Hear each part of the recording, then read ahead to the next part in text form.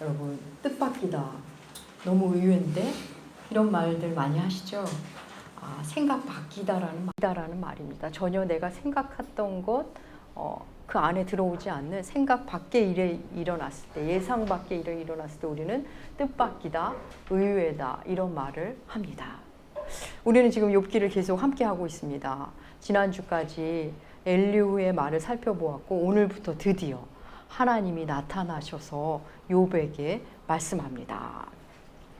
근데 하나님이 나타나시는 모습도 그렇고 하나님이 말씀하시는 욥에게 말씀하시는 내용도 굉장히 뜻밖입니다. 의외의 모습이고 의외의 내용을 말씀하십니다.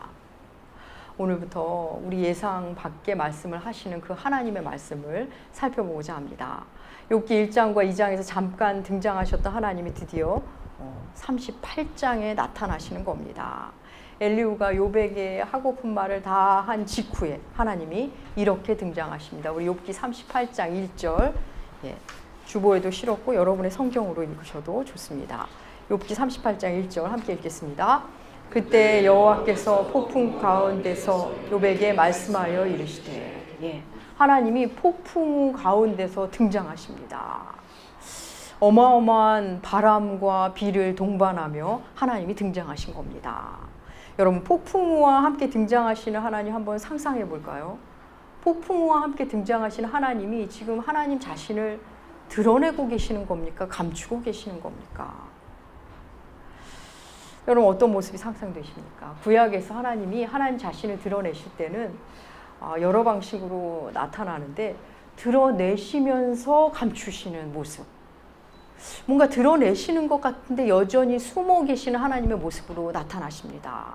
오늘처럼 이렇게 비바람, 폭풍우 속에 등장하실 때도 그렇고 때로는 음성만으로, 때로는 빽빽한 구름 사이에서, 또 우레와 번개와 나팔 소리 가운데서 임하십니다.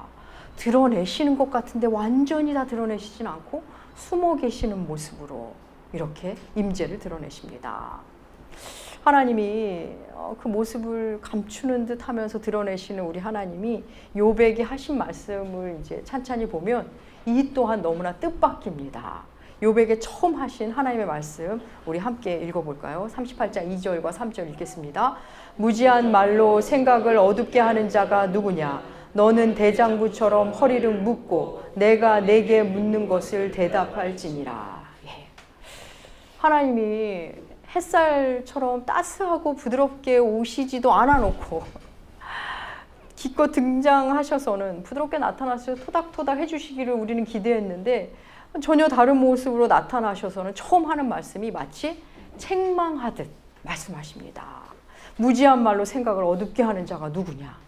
개역 한글, 그 이전의 개역 한글판에는 이치를 어둡게 하는 자가 누구냐?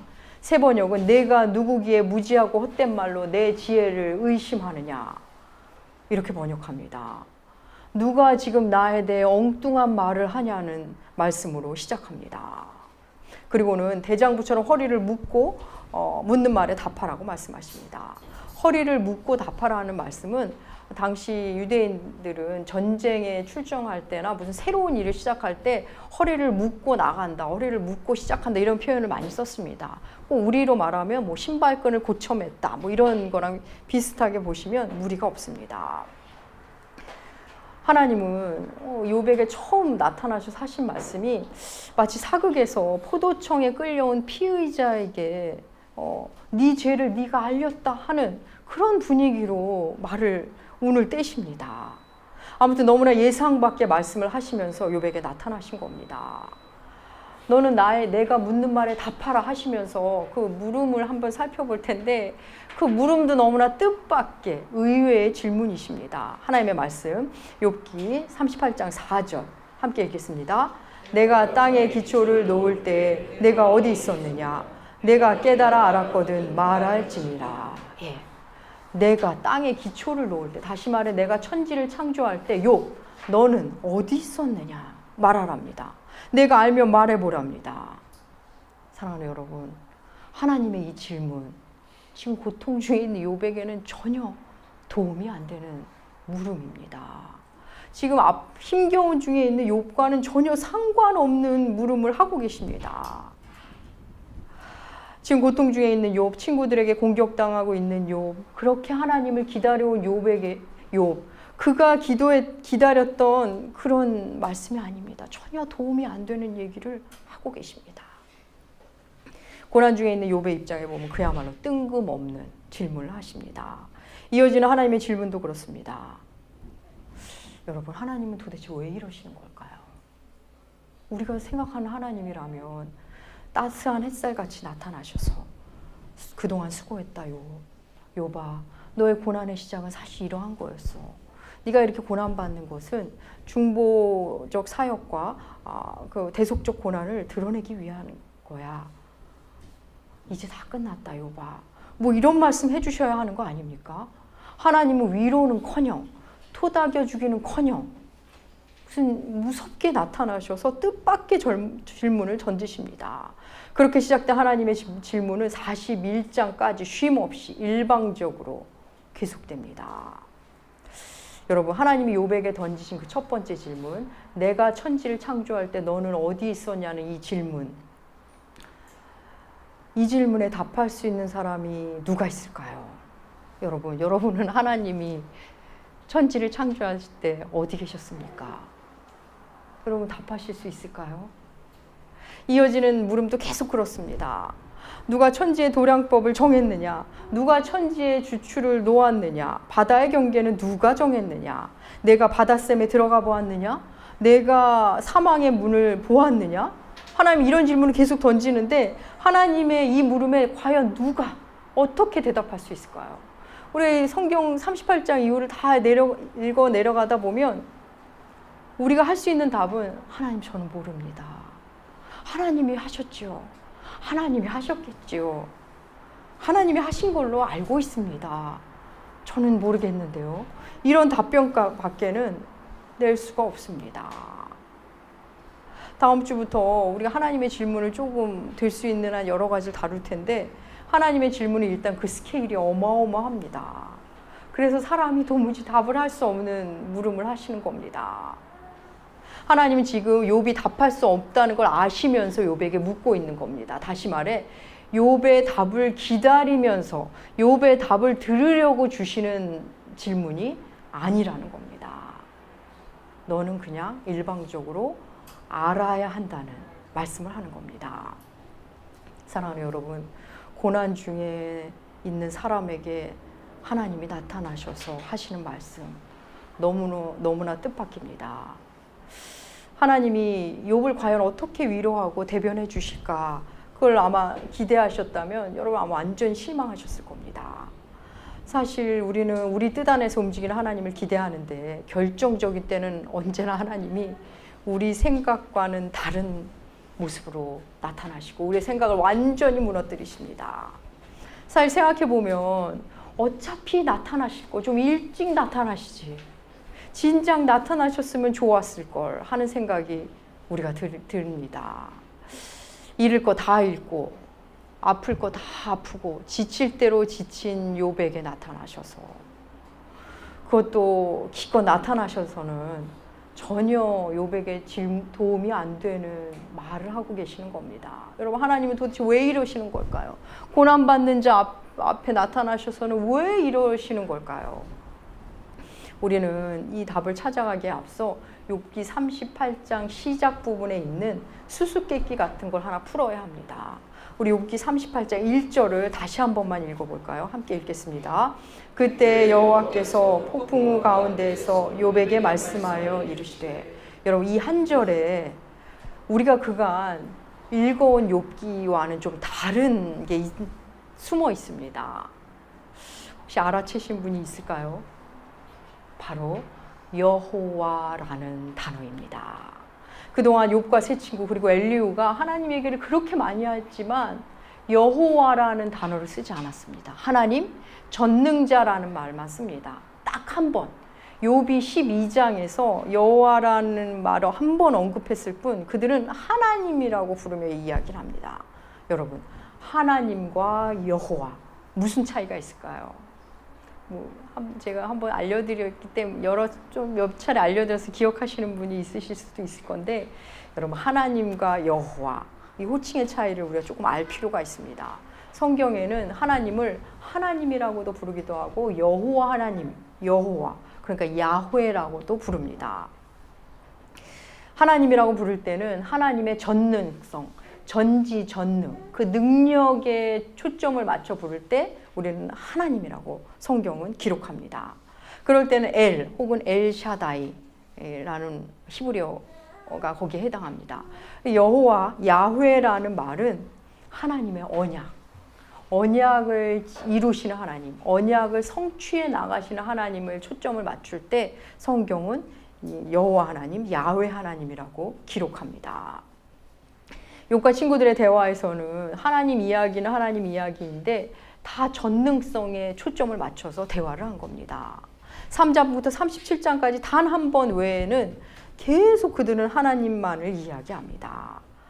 자기가 아는 하나님, 그 하나님의 능력 위주로 논쟁을 한 겁니다. 능력에 초점을 맞추다 논했는데 그것만으로는 답을 찾지 못한 겁니다. 사랑하는 여러분, 오늘날 우리도 사실 그렇다는 거 아십니까? 우리도 같은 하나님을 믿는데 자꾸 충돌이 일어납니다. 갈등이 생깁니다. 신앙 용어 하나 이야기하면서도 얼굴이 울그락불그락합니다. 내가 믿는 하나님과 네가 믿는 하나님이 지금 싸우고 있는 것 같습니다. 욥과 친구들의 논쟁을 매듭짓는 일에는 그 전능성에 초점을 맞춘 하나님이 아닌 언약에 초점을 맞춘 야훼 하나님의 이름을 만나는 것으로 그들의 논쟁을 매듭지어 가시는 겁니다. 사랑하는 여러분, 우리가 믿는 하나님은 언약하시고 언약을 성취해 가시는 하나님이십니다. 성경에는 여호와, 그 야훼라는 이름의 설명이 있습니다. 하나님께서 모세에게 너는 애굽으로 돌아가서 애굽에 있는 나의 백성을 데리고 나와라, 이렇게 명령을 주십니다. 그때 모세가 묻습니다. 하나님, 네가 하나님이 보냈다고 하는데 너를 보내신 그 하나님의 이름이 무엇이냐라고 물으면 제가 뭐라고 대답할까요? 그렇게 하나님께 묻습니다. 그러자 하나님께서 말씀하십니다. 스스로 있는 자가 나를 너희에게 보냈다고 답하라, 이렇게 대답할 말을 주십니다. 그럴 때 야훼 하나님, 여호와에 대한 이름의 뜻이 그 부분에 나옵니다. 우리 출애굽기 3장 14절과 15절 주옥보에 실어 놓았습니다. 출애굽기 3장 14절과 15절 함께 읽겠습니다. 하나님이 모세에게 이르시되 나는 스스로 있는 자이니라. 또 이르시되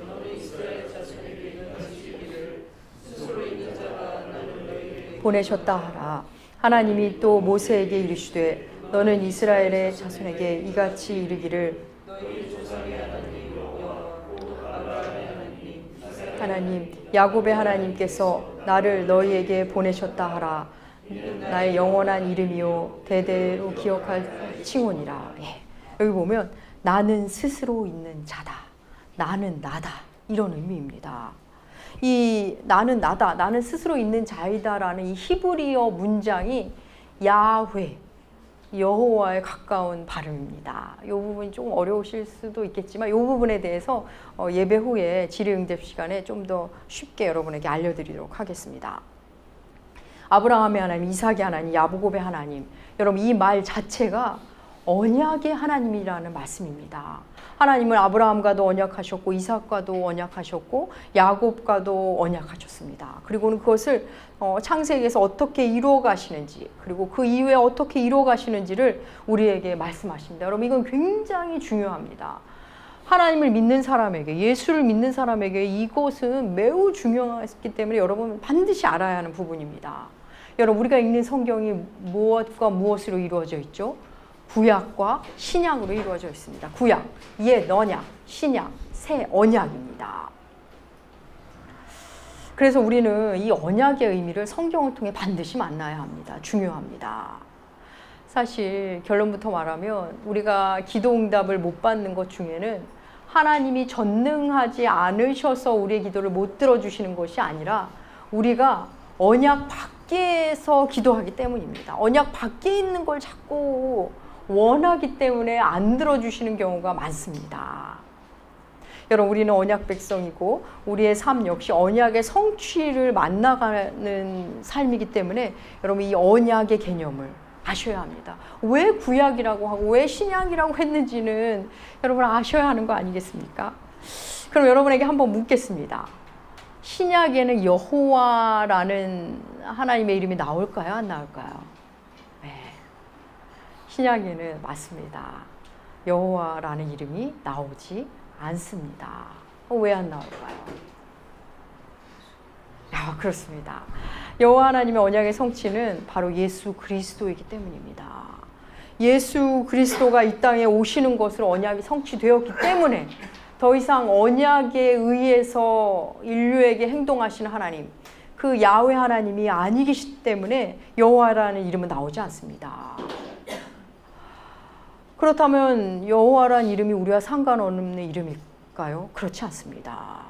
그 언약이 어떻게 시작되고 어떻게 이어지고 어떻게 성취되는지를 우리를 알아야 하고, 하나님의 언약은 하나님이 친히 이루어 가신다는 것을 우리는 알아야 되는 겁니다. 그게 우리의 믿음의 여정입니다. 하나님은 우리 언약의 성취로 인류 역사에 예수가 오셨듯이 우리 인생 가운데 예수가 오시는 것 역시 하나님의 언약의 성취로 오신다는 겁니다. 우리의 행동에 의해서 하나님이 오시는 게 아니라 우리의 행동에, 우리의 어떠함에 의하여 구원을 주시는 게 아니라 하나님의 언약에 의하여 우리에게 구원을 베푸시는 분이라는 것을 우리는 반드시 만나야 됩니다. 사랑하는 여러분, 믿음이 무엇입니까? 여러분은 왜 예수를 믿고 하나님을 믿으시는 겁니까? 하나님이 내가 원하는 걸 이루어 주실 것 같아서 믿으시는 겁니까? 그게 믿음이 아니라는 거 여러분 다 아실 겁니다. 절에서 그걸 이루어진다면 아마 다 절로 가실 겁니다. 새로운 새로운 종교가 만들어져서 거기서 이루어진다면 또 그 길로 가실 겁니다. 근데 우리의 믿음은 그게 여러분 아닌 거 이미 아십니다. 우리가 하나님을 어떻게 믿을 수 있을까요? 이 하나님이라는 신을, 예수라는 분을 어떻게 여러분 믿습니까? 그냥 덮어놓고 믿는 맹목이십니까? 분명 아니실 겁니다. 우리는 하나님이 스스로 언약을 선언하시고 그 언약을 수천 년 동안 이루어 가신다는 것을 성경을 통해 만나야 합니다. 성경을 통해 하나님이 자신의 말을 이루어 가시는 분이라는 것을 만나고 나면 그분은 정말 믿을 만한 분이구나 라는 것을 알기 시작합니다. 그래서 정말 그분은 진짜 믿을 수밖에 없는 분이고 믿을 만한 분임을 알고 나면 하나님의 언약을 전적으로 수용하고 내 삶에서 어떻게 이루어 가시는지를 기대하게 됩니다. 그래서 그 언약을 만나고 믿기 시작하면 하나님의 전능성은 이제 내가 이용할 어떤 서비스가 아니라는 것에 눈뜨게 됩니다. 내가 원하는 거 줄여주시냐 아니냐가 신앙의 기준이 될 수 없습니다. 사랑하는 여러분, 예수를 믿는다고 하면서도 내가 원하는 것이 되고 안 되고에 따라 믿음이 흔들린다는 것은 아직 이 언약의 개념을 모르기 때문인 겁니다. 구약과 신약에 대한 이해도 없고 아무런 고민도 질문도 없이 교회 다니고 기도하고 봉사하는 것, 여러분 그것처럼 위험한 것이 없습니다. 그냥 그건 종교행위고 조금 심하게 표현하면 그냥 자기 신념을 믿는 걸 수도 있습니다. 사랑하는 여러분, 그리스도인에게는 하나님이 어떻게 언약을 성취해 가시는지, 그분이 기어이 그 약속을 이루어 가시는 분임을 만나는 것이 믿음의 기초가 됩니다. 그래서 내 믿음이 날 구원하는 것이 아니라 하나님의 언약이, 그 하나님의 의가 나를 구원하는 거구나를 만나게 되는 겁니다. 그러면 비록 내가 좀 흔들릴 때가 있어도 하나님의 언약 백성임을 내가 신뢰하면 또 다시 하나님 안에서 나의 삶을 살아갈 수 있는 겁니다. 내 삶 안에서 언약을 이루어 가신 하나님, 그 여호와 하나님을 욥과 친구들은 잊고 있었습니다. 그저 하나님의 전능성과 전지성에 맞춰서 이걸 풀어가려니 답이 없는 겁니다. 사랑하는 여러분, 하나님의 전지전능에만 기대서는 풀 수 없는 인생사가 얼마나 많습니까? 물론 이 하나님의 전지전능에 대한 이해도 우리가 말씀을 읽으면서 점점 달라집니다. 언약을 성취해 가시는 여호와를 만나면 이제 내 인생을 통해 무언가 일해 가시는 하나님에 대한 믿음이 점점 깊어집니다. 뜻밖의 모습으로 나타나셔서 예상 밖의 물음을 던지시는 하나님의 모습을 통해 그렇다면 우리가 만나야 하는 하나님은 어떤 하나님일까요? 하나님은 우리 뜻 안에서 움직이는 분이 아니라는 겁니다. 여러분, 우리가 태풍 경로를 이렇게 예측하지 않습니까? 과학과 천문학으로. 그런데 그 태풍 경로도 우리의 예상을 얼마나 많이 빗나갑니까? 경로를 바꾸기도 합니다. 우리가 동물의 행동도 예상할 수 있지만 늘 동물들이 우리 예상 안에서 행동하지 않습니다. 아니, 가까이 지내는 10수년, 20년을 함께 지난 배우자도 내 예상을 빗나갈 때가 있습니다. 아니, 심지어는 자기 자신도 내 생각과 다르게 움직였던 내 모습에 스스로 놀랄 때 있지 않습니까? 그런데 어떻게 하나님을 우리 생각 안에 가둘 수 있을까요? 우리 이사야서 말씀 함께 보겠습니다. 이사야서 55장 8절과 9절 여러분의 주보에 실었습니다. 함께 읽겠습니다. 이는 내 생각이 너희 생각과 다르며 내 길은 너희의 길과 다름이니라. 여호와의 말씀이니라. 이는 하늘이 땅보다 높음같이 내 길은 너희의 길보다 높으며 내 생각은 너희의 생각보다 높음이니라. 예, 성경은 명백하게 우리에게 말합니다. 하나님의 생각은 우리의 생각과 다르다는 것을. 이 말씀을 하면서도 여호와라는 이름으로 말씀하십니다. 사랑하는 여러분, 우리가 이해 못해도 하나님은 전혀 조급하시지 않습니다. 하나님의 생각과 우리의 생각의 간극이 얼마나 큰지 하늘이 땅보다 높음에 비유하십니다. 사랑하는 여러분, 하나님이 내 뜻 안에서 일하시기만을 원할 때, 내 이해 범주로 하나님을 해석하려고 할 때 이미 창조주와 피조물의 자리가 바뀌게 되는 겁니다. 제가 2주 전에 총회에서 하는 교회 개척 훈련에 들어갔다가 여러 목회자분들을 새롭게 알게 되었습니다. 즐겁게 사역하시는 분도 있었지만 대부분은 사역 현장에서 지칠 대로 지친 분들이었습니다. 생활고에 지치신 분들, 부부 갈등으로 힘겨운 시간을 건너온 분들, 여러 아픈 이야기를 들었습니다. 그 중에서 제가 가장 인상적으로 뵌 분이 있었는데 경북 봉화 지역에서 손술의 천막교회라는 아주 작은 교회를 하시는 류미야 전도사님이었습니다. 아주 깡마른 몸의 여성 전도사님입니다.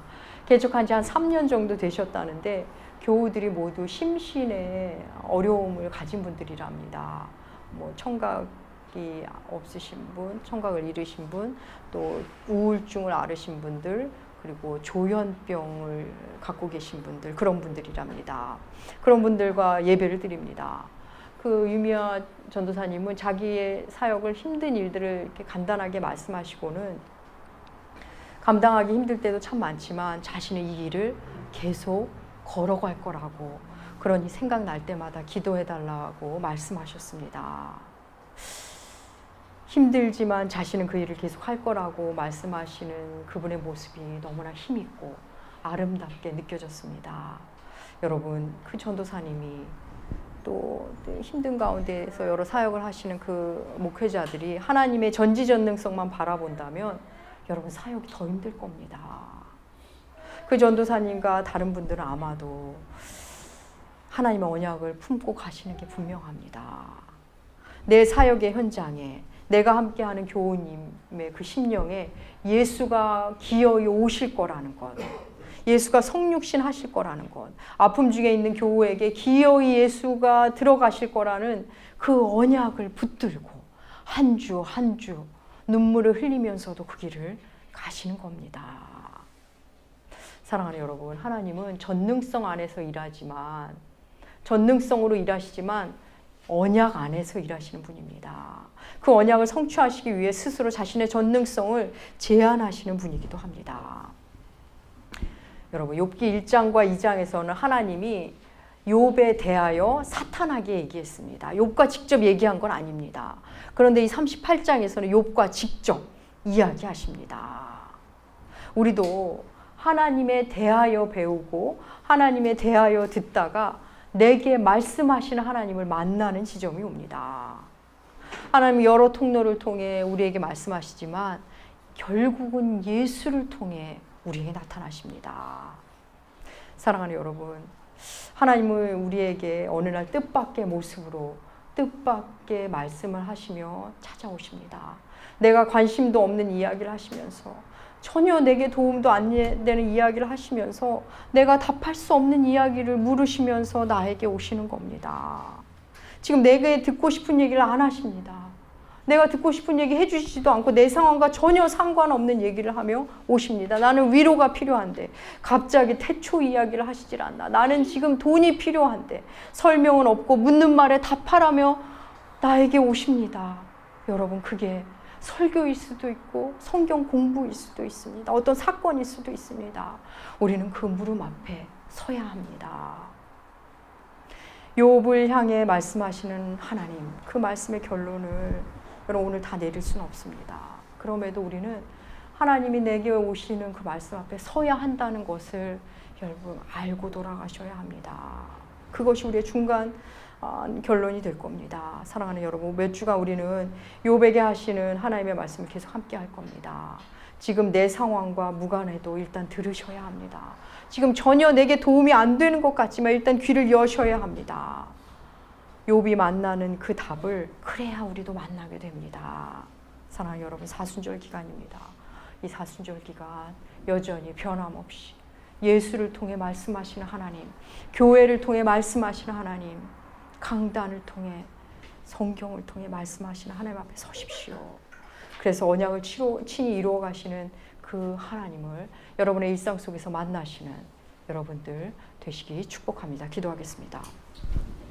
하나님 아버지, 언약을 성취하시는 여호와 하나님, 그 이름을 찬양합니다. 언약을 이루어 가시는 그 하나님이 우리의 삶을 만져주시고 인도하심을 믿습니다. 그